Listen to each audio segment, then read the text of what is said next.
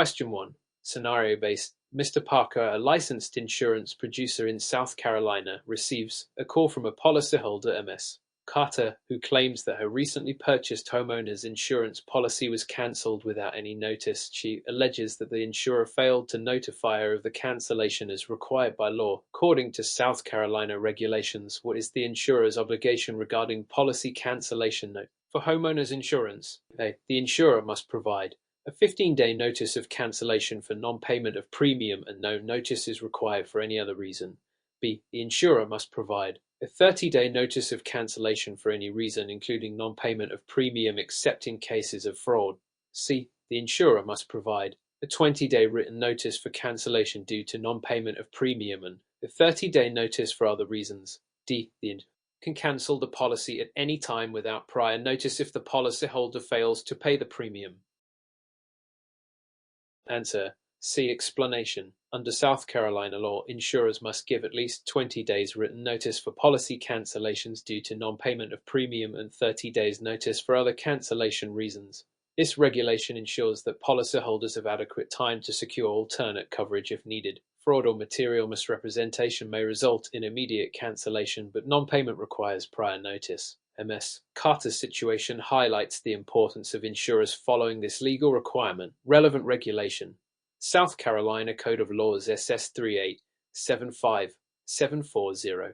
Question 2. Which of the following best describes the principle of indemnity in insurance? It ensures that an insured person can profit from an insurance policy if the claim is valid. B. It guarantees that the insured will be restored to their financial position before the loss occurred. C. It allows insurers to cancel a policy at their discretion without penalty. D. It ensures that both the insurer and insured have an equal share of any financial gains. Answer. B. Explanation. The principle of indemnity is a fundamental concept in insurance that aims to restore the insured to their pre-loss financial condition without enabling profit. This prevents the insured from receiving more than the actual value of their loss. For example, if a policyholder experiences property damage valued at $10,000, the insurer is obligated to cover that amount but not more. Incorrect options. A. Incorrect. Insurance policies are designed to compensate for losses, not provide a profit. C. Incorrect. Insurers cannot cancel policies without following the legal requirements. D. Incorrect. The principle of indemnity does not involve profit sharing between the insurer and insured. Relevant concept. Indemnity is critical to ensuring fairness in the insurance process. Question 3. In South Carolina, an insurance producer who commits a fraudulent act while conducting insurance business is subject to which of the following penalties? A. Immediate suspension of the license and a maximum civil penalty of $10,000 per violation. B. License revocation, imprisonment for up to 5 years, and a fine of $50,000. C. A warning from the South Carolina Department of Insurance and a requirement to complete continuing education. D. Revocation of the license, restitution to affected parties, and civil penalties as determined by the SCDA. Answer. D. Explanation. South Carolina law imposes strict penalties for insurance fraud, including license revocation, restitution to victims, and civil penalties determined by the South Carolina Department of Insurance (SCDA). Fraudulent acts, such as misrepresentation or withholding material information, undermine the integrity of the insurance industry and violate both state and federal regulations. Incorrect options. A. Incorrect. Civil penalties can be imposed. The SCDA's authority goes beyond just suspension and fines. B. Incorrect. Imprisonment is potential consequence, but fines and penalties vary by case. C. Incorrect. Warning is insufficient for fraud. Stricter penalties apply. Relevant law. South Carolina Insurance Fraud Act, SC Codan, SS 3855170. Question 4. Scenario-based. Scenario. Sarah, the licensed insurance producer in South Carolina, meets with a potential client, James, to discuss a homeowner's insurance policy. During their conversation, Sarah makes the following statements. I guarantee this policy will cover any and all losses, no matter what happens. And if you file a claim within the first year, I'll personally make sure you get paid, even if the claim is denied. After purchasing the policy, James experiences a loss that isn't covered under the policy terms. He files complaint with the South Carolina Department of Insurance (SCDA), alleging that Sarah made misleading and false statements during the sales process. What violation of South Carolina insurance law did Sarah commit, and what is the potential consequence? A. Sarah committed defamation and may be fined up to $10,000. B. Sarah committed misrepresentation and could have her license suspended or revoked. C.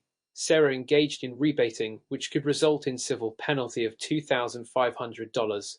D. Sarah committed twisting by encouraging James to switch policies without adequate benefit.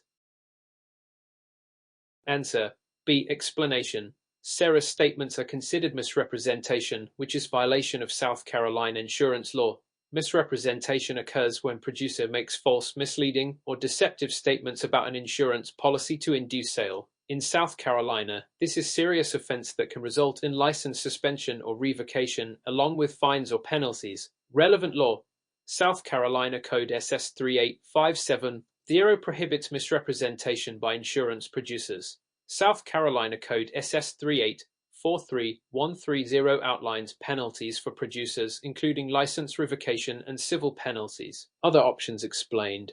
Defamation involves making false statements about another person or company, not applicable here. C. Rebating refers to offering an inducement to buy a policy, which Sarah did not do. D. Twisting is persuading client to replace an existing policy with another by using misleading tactics, which is not relevant to this scenario. Question 5. Which of the following is not the duty of an insurance adjuster under South Carolina law? A. Conducting a thorough investigation of the claim. B. Negotiating a fair settlement with the insured. C. Representing the insured in legal proceedings. D. Determining the cause of the loss. Answer: C. Explanation. An insurance adjuster is responsible for investigating claims, determining the cause and extent of the loss, and negotiating settlements. However, adjusters do not represent the insured in legal proceedings. Their role is to represent the insurance company in handling claims. Legal representation is provided by an attorney, not an adjuster. Relevant law: South Carolina Code SS 384710. Question 6. Under South Carolina law, which of the following situations would not be considered an unfair claims settlement practice? A. Denying a claim without conducting a proper investigation. B. Failing to provide a prompt explanation for a claim denial. C. Offering a settlement lower than what is owed to the insured. D. Requesting additional documentation from the insured to verify a claim. Answer: D. Explanation. Requesting additional documentation to verify a claim is not an unfair practice if it is reasonable and necessary to determine the claim's validity. However, denying claims without investigation, delaying payment, or offering inadequate settlements are considered unfair claims settlement practices under South Carolina law. Relevant law: South Carolina Code SS 385920. Question 7. Which of the following best describes the doctrine of utmost good faith in insurance? A. Both parties must disclose all material facts relevant to the insurance contract. B. The insurer must provide coverage regardless of the insured's actions. C. Only the insured is required to disclose material facts. D. The insurer must guarantee the policyholder will never suffer financial loss. Answer: A. Explanation. The doctrine of utmost good faith requires both parties, the insurer and the insured, to act in good faith by disclosing all material facts that could affect the insurance contract. For example, an insured must provide accurate information on their application, and the insurer must honor valid claims based on the policy terms. Incorrect options. B. The insurer's obligation is limited to the terms of the contract. C. Both parties disclose material facts. D. Insurance does not guarantee the policyholder will never suffer financial loss. Relevant concept: utmost good faith is essential to building trust in insurance contracts. Question 8. Under South Carolina law, a licensed insurance producer is required to complete continuing education C every renewal period. How many credit hours of C must producers complete, and how many of those must be in ethics? A. 12 total credit hours with 1 ethics hour. B. 24 total credit hours with 3 ethics hours. C. 18 total credit hours with 2 ethics hours. D. 30 total credit hours with 5 ethics hours.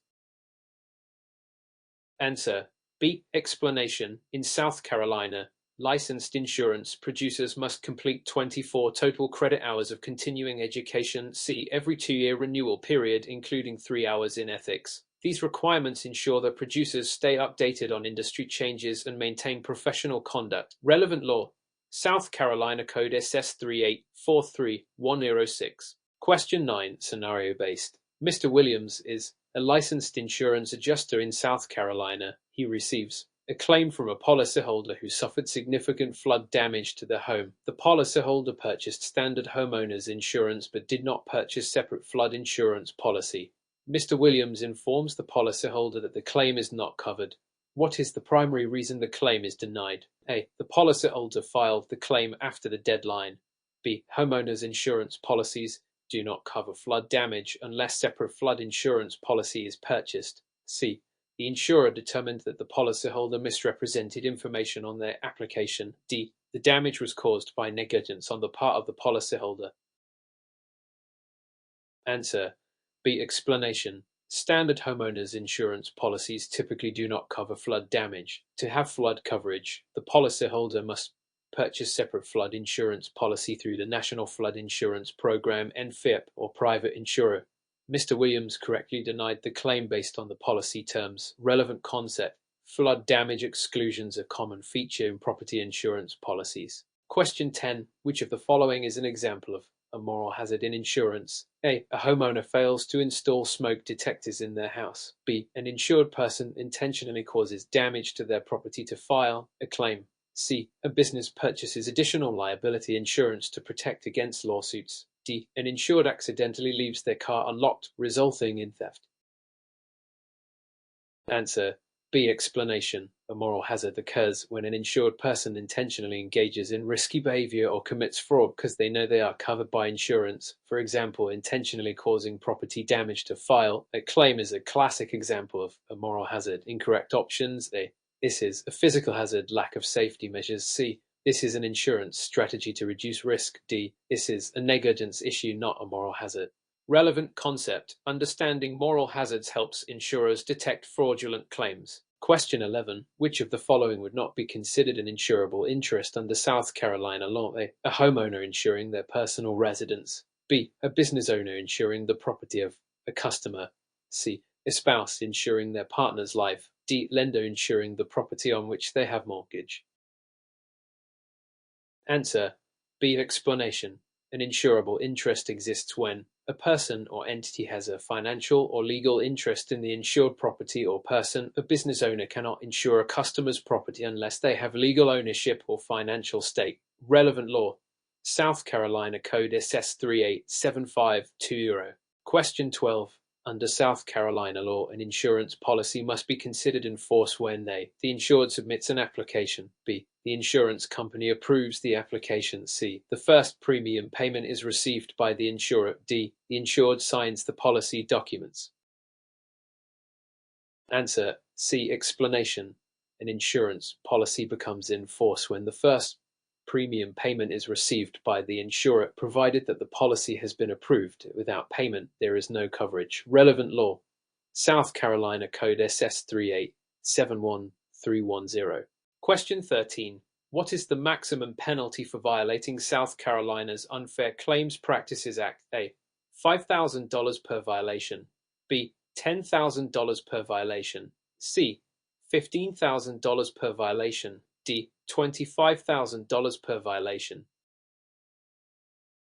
Answer. D. Explanation. The South Carolina Department of Insurance can impose a maximum penalty of $25,000 per violation for engaging in unfair claims settlement practices. Relevant law. South Carolina Code SS385950. Question 14.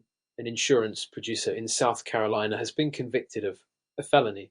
How long does the producer have to notify the South Carolina Department of Insurance? A. 10 days. B. 15 days. C. 30 days. D. 45 days.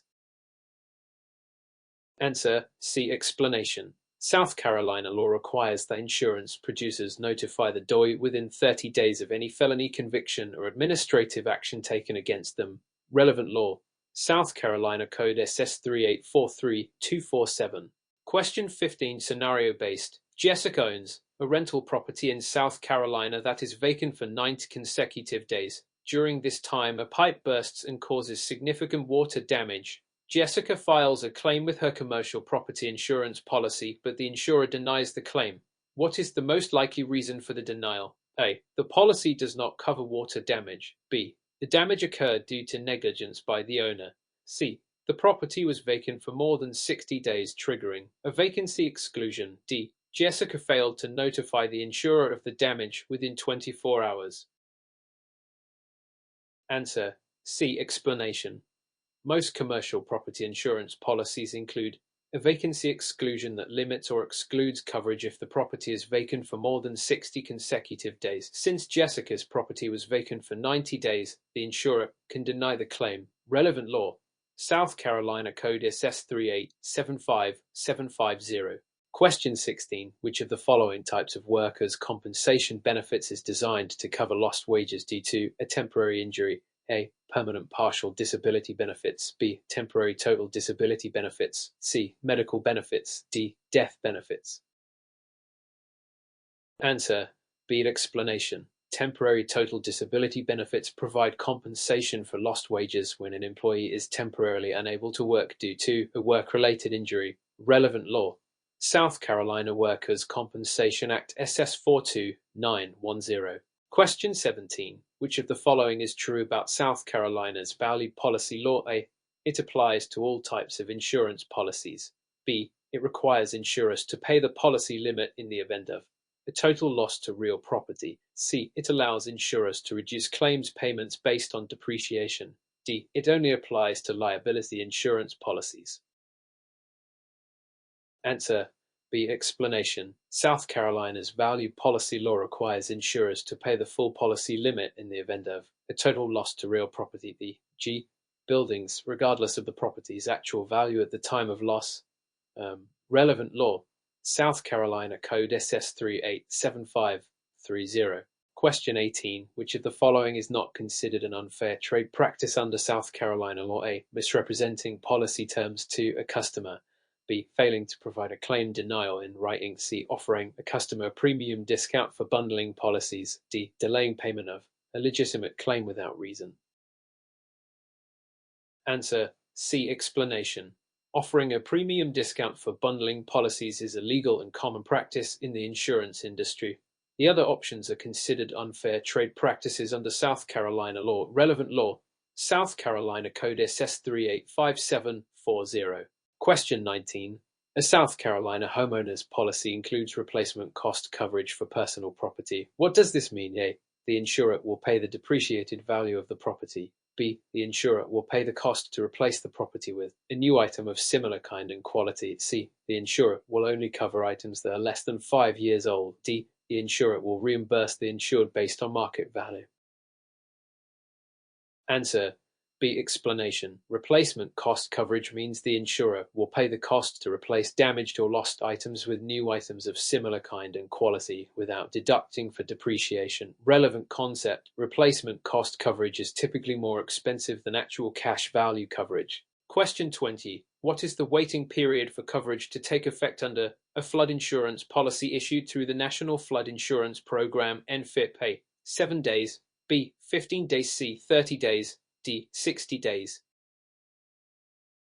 Answer. C. Explanation. There is a 30-day waiting period before coverage takes effect for a flood insurance policy issued through the National Flood Insurance Program (NFIP), unless the policy is purchased in connection with a loan closing. Relevant law: National Flood Insurance Program (NFIP) regulations. Question 21. What is the minimum liability limit required by South Carolina law for bodily injury per person in an auto insurance policy? A.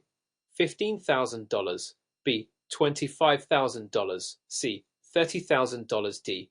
$50,000. Answer.